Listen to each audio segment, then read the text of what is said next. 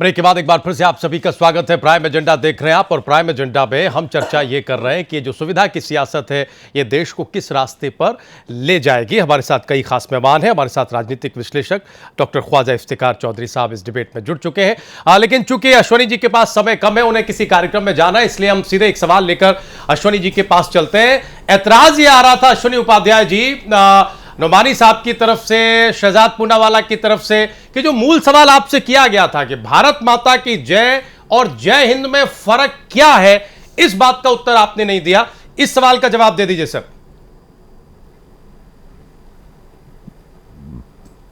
देखिए, पहली बात तो मैं आपको 2-3 बातें बता दूं। मैं पूरी हिस्ट्री देख रहा था। इनफैक्ट यहां पे तो जो शहजाद पूनावाला बैठे हैं या बाकी लोग बैठे हैं, ये लोग 300-400 साल पहले ही 300-400 साल पहले हिंदू थे, अभी मुसलमान बने हैं। तुर्कमेनिस्तान में जहां पे वास्तव में मुसलमान है, वो भी मदरलैंड को जय बोलते हैं, वहां पे भी जय बोला जाता है। अब मैं उसमें नहीं जाता हूं। ये इनकी एक पॉलिसी है कि ये कैसे भी करके एक एक करके हमारा जो डेवलपमेंट का एजेंडा उसको डिरेल करने की कोशिश करें। नहीं सर, अगर इनके आप नहीं वो ठीक है, वो तो आपने पिछले हिस्से में जवाब दिया कि दरअसल ये लोग यही चाहते हैं, ये लोग मनमोहन सिंह करते। मनमोहन सिंह, फर्क क्या है सर? मतलब इस मुद्दे को इतना तूल देने की जरूरत क्या है? हम चाहते हैं जो माइनॉरिटीज में एक अशिक्षा की प्रॉब्लम है, जो गरीबी की प्रॉब्लम है, उसको दूर किया जाए। वो इस पे बात नहीं करना चाहते। किसी भी विषय पे हमारी सरकार तो हर एक मुद्दे पे बात करने के लिए तैयार है, हर एक चीज पे डिबेट करने के लिए तैयार है। और जहां तक संविधान के मानने वाली जो ओवैसी साहब के पक्षकार यहाँ बैठे हैं, जो कहते हैं हम संविधान को मानते हैं, तो मैं रघुनंदन जी बड़ा विनम्रता से पूछता हूँ, संविधान के आर्टिकल 48 में लिखा है कि गौ हत्या पर प्रतिबंध होना चाहिए, वो ये मानते हैं कि नहीं मानते? संविधान के धारा 44 में आर्टिकल 44 में लिखा है कि देश में समान नागरिक संहिता होगी, ये मानते हैं कि नहीं मानते? संविधान में लिखा हुआ है आर्टिकल 312 में आईजीएस होना चाहिए, आर्टिकल 351 में लिखा हुआ है पूरे देश में हिंदी लागू होनी चाहिए। ये जो गांधी के और अंबेडकर जी की बातें करते हैं, ये अपनी सुविधा के हिसाब से बात करते हैं। आखिर क्या कारण था? 68 साल हो गए और आज तक हमारा संविधान पूरा का पूरा लागू नहीं हुआ। 80% संविधान लागू हुआ, 20% संविधान इन्होंने केवल वोट बैंक की पॉलिटिक्स में छोड़ दिया उठा के। ये बताएं जो लोग संविधान की बात करने वाले हैं, लागू नहीं हुआ, समान नागरिक संहिता चाहते हैं, बताएं अगर ये समर्थन। ठीक है साहब, अब जवाब दीजिए। देखिए अश्विनी जी, आपके पास कौन सा ऐसा कैलकुलेटर है, हमें भी जरा दीजिए। पर जो 20% बाकी है, आप ये बताइए संविधान की जो मैंने आपके बीच में हस्तक्षेप नहीं किया, आप भी सुनिए। तैयार हो, आर्ट ऑफ लर्निंग नहीं, आर्ट ऑफ लिसनिंग भी कीजिए। बताएं और आर्ट ऑफ लिसनिंग भी कीजिए अश्विनी जी। ये आपके मन की बात नहीं है, ये आपके मन की बात नहीं है। आप सुनिए, अब धैर्य से सुनिए, धैर्य से सुनिए।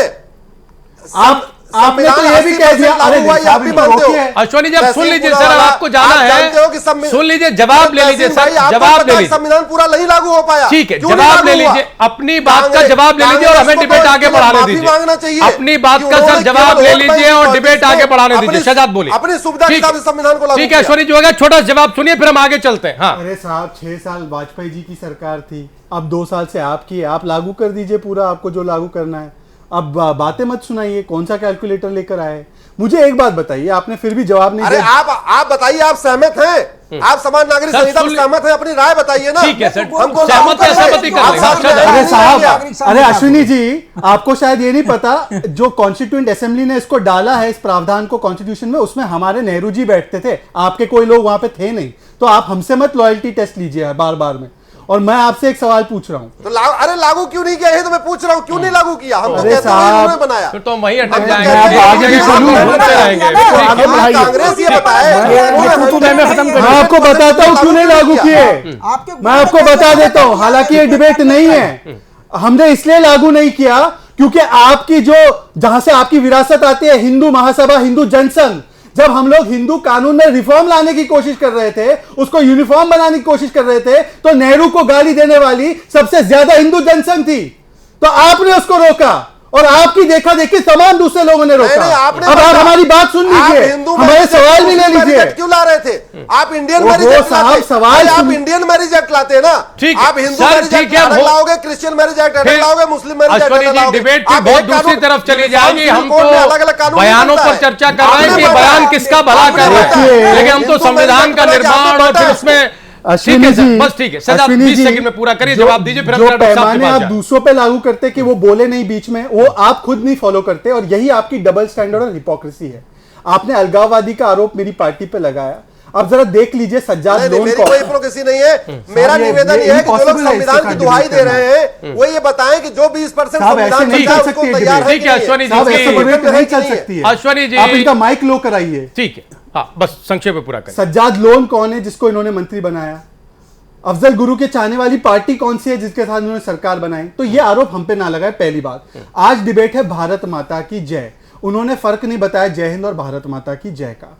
मैं आपसे पूछता हूं अश्विनी जी, आप इतना लॉयल्टी टेस्ट दे रहे हो पूरे देश भर को। आरएसएस ने 50 सालों तक तिरंगा नहीं लहराया। आप पहले हमें यह खंडन कर दीजिए, जो आरएसएस 50 सालों तक करती थी वो बिल्कुल गलत थी, और आज के बाद फिर उसके बाद आपको हक मिलेगा किसी और की राष्ट्रवादिता पर और भारतीयता पर और देश प्रेम पर सवाल उठाने के लिए। पहले आप उसका खंडन कर दीजिए। मैं करता हूं शहजाद पुणे नहीं वो आप आरएसएस बस अश्विनी जी आएंगे, हाँ। आरएसएस की बात और विश्व हिंदू परिषद की बात की। आप ये दावे के साथ कहते हैं कि इतने साल तक संघ के लोगों ने तिरंगा नहीं फहराया है।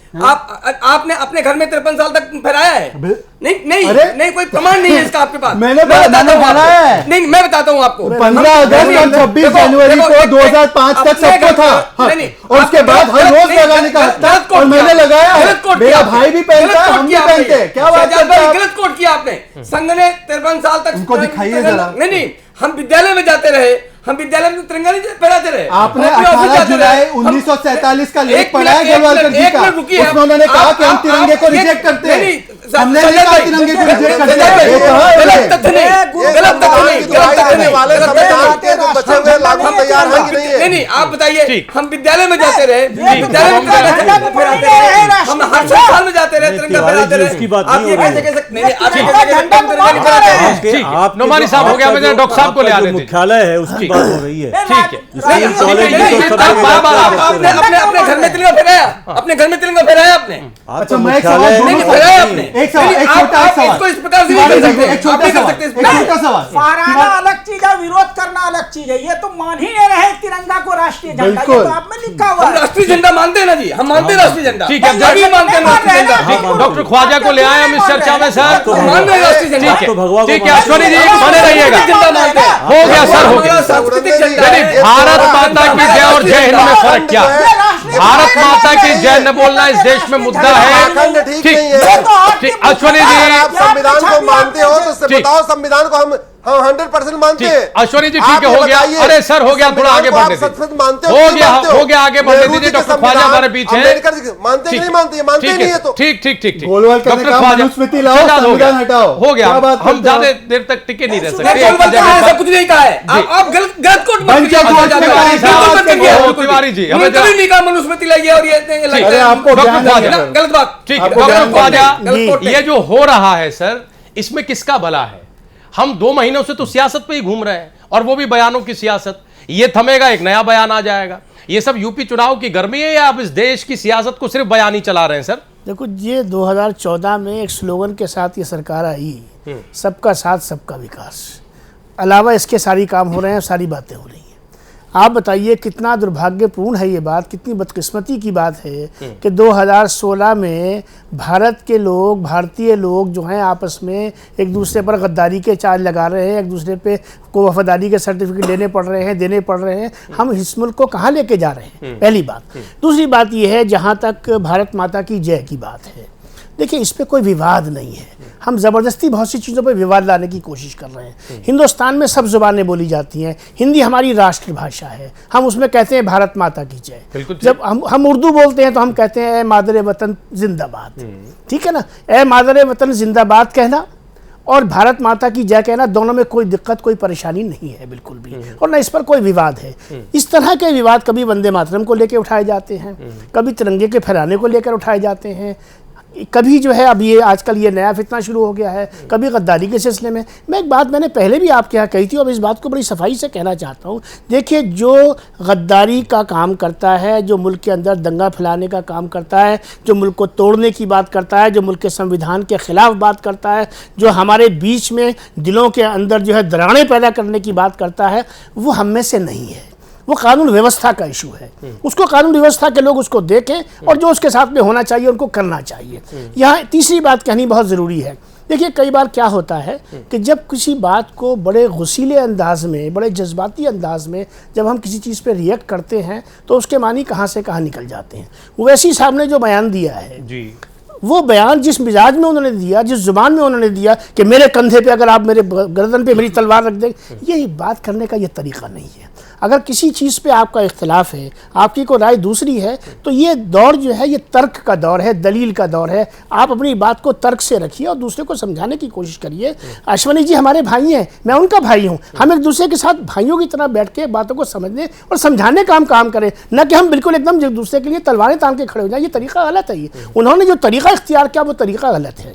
एक बात बहुत हमारे तमाम लोगों को समझने की है। देखिए, इस्लाम में हमारे यहाँ जो तसव्वुर है तौहीद का तसव्वुर है, यानी हमारे यहाँ निराकार का तसव्वुर है, आकार का तसव्वुर नहीं है। हम ये मानते हैं कि ये जो ब्रह्मांड है, ये जो यूनिवर्स है, ये जो कायनात है, इसका एक रचयिता है और हम उस रचयिता की पूजा करते हैं, उसकी इबादत करते हैं। हम उसकी जो क्रिएशन है हम उसकी पूजा नहीं करते। जहाँ कहीं पर भी ये चीज़ टकराएगी कि आप कोई हमसे ये कहे कि भाई आप उसकी क्रिएशन की पूजा करिए, हम क्रिएशन की पूजा नहीं करते, हम क्रिएशन का सम्मान करते हैं, आदर करते हैं। ठीक है, ये चीज़ जो है हर हमारे हिंदू भाई को समझनी चाहिए। और इस ठीक है ना, और जब तक आप इस चीज़ को नहीं समझेंगे कई बेवजह की कई चीज़ें जो है गलत पैदा हो जाती हैं और वो पैदा हो जाती हैं। और होता क्या है कि हम एकदम से इतनी जज्बाती हो जाते हैं कि हम एकदम से किसी की हुब्बुल वतनी पे सवाल उठाना चाहते हैं। भाई ये कैसे मुमकिन है, मुझे बताइए कि मैं आपसे पूछूं और आप मुझसे पूछें। भारत माता की जय, परफेक्टली फाइन, इसमें कोई दिक्कत नहीं है। झगड़ा कहाँ हो रहा है, इतनी डिबेट करने की जरूरत क्यों पड़ रही है, मेरी समझ बात नहीं आ रही है। भाई अश्वनी जी आप कहिए मादर वतन जिंदाबाद, मैं कहता हूं भारत माता की जय, दोनों एक ही बात है। हम दोनों कहें अपनी जुबान से, हमें दोनों भाषाएं बोलनी चाहिए। हम तेलुगु में भी कहें, हम उड़िया में भी कहें, हम हरियाणवी में भी कहें, हम पंजाबी में भी कहें, हम बंगाली में भी कहें, हम हर भाषा में कहें। हिंदुस्तान जिंदाबाद था, जिंदाबाद है, जिंदाबाद रहेगा। भारत माता की जय से भी रहेगा और भारत जिंदाबाद के नाम से भी रहेगा, हिंदुस्तान के नाम से भी रहेगा। तिवारी जी के पास आए, छोटा सा कमेंट।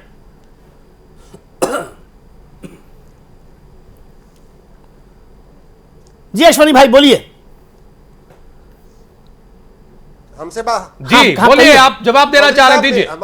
रघुनंदन जी, मेरा ये कहना है, आप ये बताओ, जिसको सुप्रीम कोर्ट सजा दे दे, जिसको सुप्रीम कोर्ट फांसी दे दे, उसको अगर कहें ये निर्दोष है, इसकी जुडिशियल किलिंग हुई है, ऐसे लोगों को गद्दार कहना चाहिए या उनको देशभक्त कहना चाहिए, आप बताइए। अफजल गुरु जैसा आदमी जो यहाँ पे बैठा हो, फिर हम बहस से भटक जाएंगे। सर वो मामला पुराना हो गया है, आपकी पुलिस पर जिम्मेदारी नहीं, बाहरी लोगों को पकड़ने की अभी तक नहीं पकड़े गए।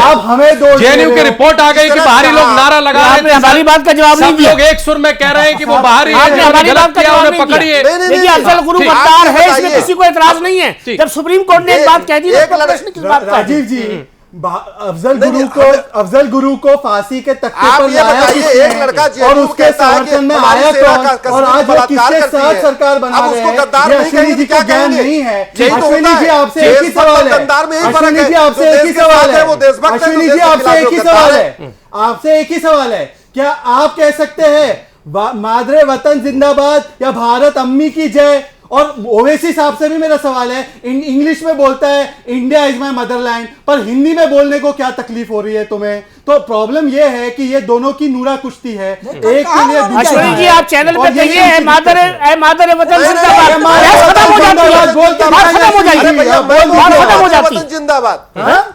मैं बोल रहा हूँ, मैं बोल रहा हूँ, आपकी जो मैं बोल रहा हूँ,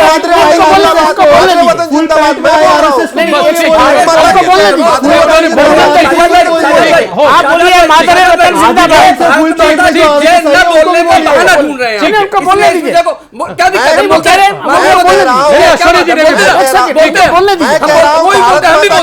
हम भी बोलते हैं। अश्विनी जी आप बोलिए मादर वतन जिंदाबाद, मैं कहता हूँ भारत माता की जय। मैं कह रहा हूँ मादरे वतन जिंदाबाद। खत्म हो जाती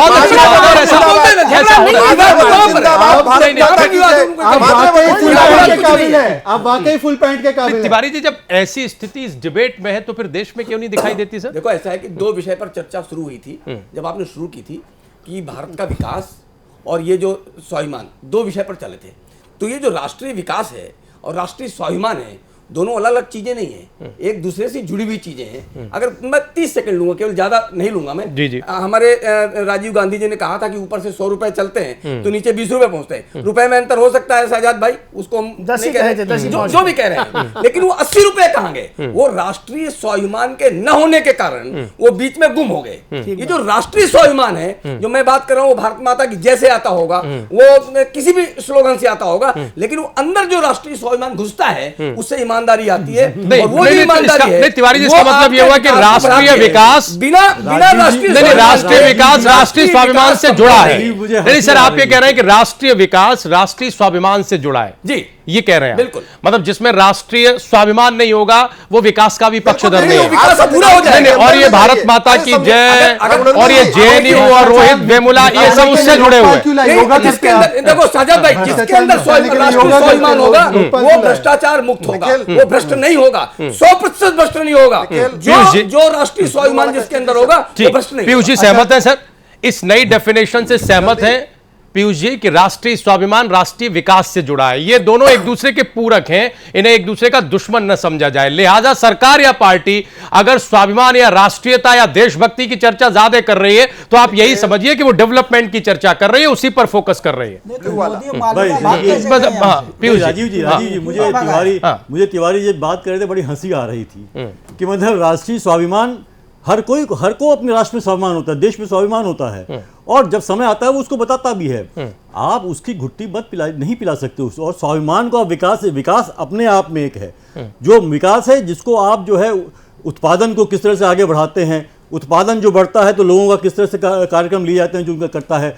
स्वाभिमान तो आपके अंदर होता ही होता है, आप वो कहीं से पैदा नहीं कर सकते। जी आ रहे हैं सर, बस आ रहे हैं और बिल्कुल आपको जाना है, मैं जानकारी आ रहा है 2 मिनट में बस। जिस राष्ट्रीय स्वाभिमान की बात कर रहे हैं, चरित्र निर्माण की बात बहुत करते हैं, लेकिन आप देख लीजिए कि कितने लोग हैं आज जो है कि जो बड़े बड़े ओहदों पे बैठे हुए हैं, कितने स्कैम हुए हैं। अगर ऐसा ही होता, अगर आप उसको राष्ट्रीय स्वाभिमान से आप जोड़ दीजिए तो इसके मतलब किसी भी व्यक्ति के अंदर राष्ट्रीय स्वाभिमान है ही नहीं। खुद भाजपा के ही लोग, कितने लोग हैं स्कैम में फंसे पड़े हुए। बंगारू लक्ष्मण की बात ले लीजिए आप, किस तरह से उलेते हुए पकड़े गए। बहुत से लोग हैं, भाजपा के बहुत से लोग हैं। ललित मोदी को जिस तरह से बाहर छोड़ा गया, जो कंट्रोवर्सी पैदा हुई है, तो आप अगर शुरू कर देंगे जी तो बता रहे सर, इस किताब को दिखाएंगे। मेरा कहना सिर्फ ये है राजीव जी कि भारतीय जनता पार्टी ये खास इसका तरीका है कि आप ठोस मुद्दों को न लेके, विकास के मुद्दों को न लेके, आप जो है एक इस तरह के मुद्दों में फंसा देते हैं जिनका कोई मतलब होता नहीं है। जमीनी स्तर पे लोगों के विकास से, देश की प्रगति से कोई मतलब नहीं होता है।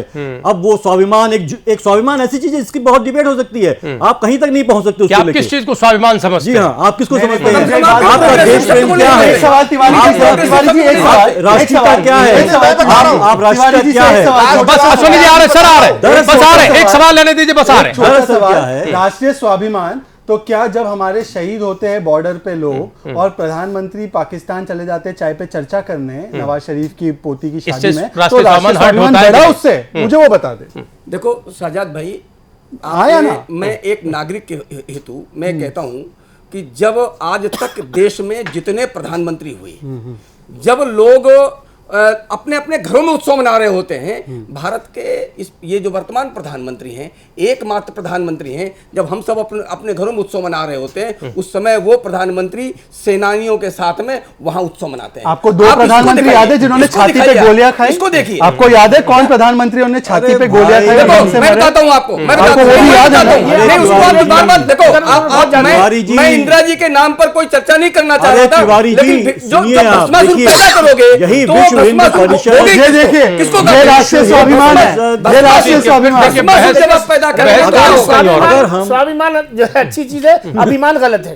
ठीक है, अच्छा इंदिरा जी को हम समाप्त करें, अब समय भी नहीं बचा। हम नुमानी साहब से एक कमेंट लेना चाहते हैं, डॉक्टर साहब से एक कमेंट लेना चाहते हैं। सर, ये जो जहरीली सियासत है ये कम होगी या सियासी दस्तूर ये कह रहा है नुमानी साहब कि अभी ये फलेगी, फूलेगी, बढ़ेगी? थोड़ा क्या दिख रहा है? देखिए, मूल मुद्दों से और सवालों से ध्यान को भटकाने का सबसे अच्छा तरीका है कि आप जो है काला धन जो है वापस लाएंगे। हम तो बहुत ही भाई 15 रुपए कम से कम हमारे खाते में डाल दो, 15 लाख के। अरे नुमानी जी, आप इस संविधान को मानते हो कि नहीं मानते? पहले इसका जवाब आप दो। आप इस संविधान को मानते हो? पानी का है, महंगाई को लेकर है, इसके लिए और जो है रोजगार सारी बातें लागू की जाए। सारे मुद्दे आप ये बताइए पहले चले गए हैं। सारे आप वो दुनिया पीछे चले आप गए दुनिया हैं का मुद्दे को। प्रवचन मत करिए। ठीक है, डॉक्टर पहले ये साहब। बताइए जो कुछ ठीक। इसमें लिखा हुआ है आप उसके साथ हैं, आप चाहते हैं इसकी लिखी हुई हर सारी बातें लागू अरे की जाए, अंग्रेजों लागू की की जाए। मुखबिरी करने वाले हमसे क्या वफादारी की ठीक है, फैसले ले रहे डॉक्टर हैं? साहब फाइनल तो कमेंट। हमारा बना है वो सर ये हम तो देश लेगा के बने आप कहाँ थे? ठीक है आप डॉक्टर आप साहब, लोगों के लोग कहीं और एक थे, गल- अंग्रेजों की गलत मुखबिरी कर रहे एक लास्ट थे कमेंट और आप डॉक्टर हमसे साहब। पूछ रहे हैं। डॉक्टर साहब एक कैसे आखिरी कमेंट सर, फलेगा फूलेगा ये सब जहरीली सियासत फलती फूलती रहेगी अभी, इसका सियासी मतलब फिजा जवाब कुछ नहीं ऐसी है। है इसका मतलब या आपका कुछ इसमें जवाब नहीं तब्दीली है। आएगी, हम उस इसका डेवलपमेंट के मतलब एजेंडे पर आपका लौटेंगे।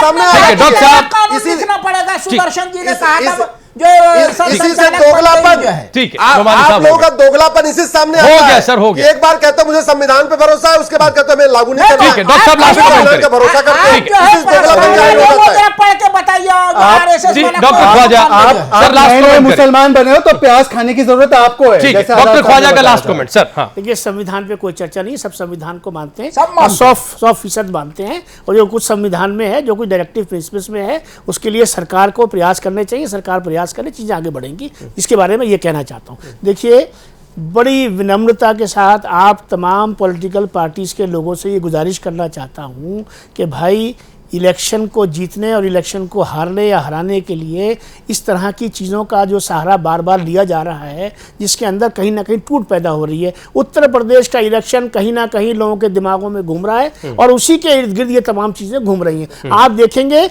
इलेक्शन ख़त्म होगा, ना घर वापसी होगी, ना ये सेडिशन की बातें होंगी, और ना ये तमाम चीज़ें होंगी। ये सब कुछ नहीं होने का है ये। और ये बड़ा अनफॉर्चुनेट है, ये बड़ा अनफॉर्चुनेट है। जब कश्मीरी जी ने कह दिया कि मादर वतन जिंदाबाद, और मैंने कह दिया भारत माता की जय, ख्वाजा इफ्तिखार अहमद ने, तो इस देश में कोई इसमें चर्चा बंद हो जानी चाहिए। कोई चर्चा नहीं है इसके ऊपर। हमारी बेसिक वैल्यूज के ऊपर, हमारे कॉन्स्टिट्यूशन पर, हमारे कॉन्स्टिट्यूशन के कमिटमेंट पर, वो चीजें जो कॉन्स्टिट्यूशन में अभी हमने अचीव करनी है, हमने अचीव नहीं की हैं, उन पे हम सबका कमिटमेंट कॉमन है। उसमें हम एक दूसरे को बांटने की कोशिश ना करें। जी, अश्वनी जी। बिल्कुल, और संविधान को 100% लागू अश्वनी जी होना चाहिए। जी। जो चीजें रह गई और हैं, अगर उनका नहीं है प्रयास तो होने आपकी सरकारें चाहिए। लागू करवाइए सर, ये जिम्मेदारी भी आप लोगों पर है। आज लास्ट आपके कमेंट। बंदों पर है। और गोडसे को देशभक्त मत कहिए। मैंने बताया ना, अरे भैया ये लोग राज्यसभा में बैठे हुए हैं, ये कांग्रेस की कोटरी राज्यसभा में बहुमत में है, उसकी धमकी दे के हर चीज को रोक देते हैं। आप तो लाइए, कोई भी काम करते अरे आप हैं, लाइए, इनको एक्सपोज करिए, बात खत्म हो जाएगी। बहुत धन्यवाद अरे अश्वनी जी, आप लाइए, इनको एक्सपोज करिए। बहुत शुक्रिया आप सभी लाइए, मेहमानों का आज के इस आप लाइए तो जुलूस में सही। हिस्सा लेने के लिए। समय अब इतना ही है, आप लोग कहीं जाइएगा नहीं, खबरें जारी हैं। आज का प्राइम एजेंडा यहीं तक।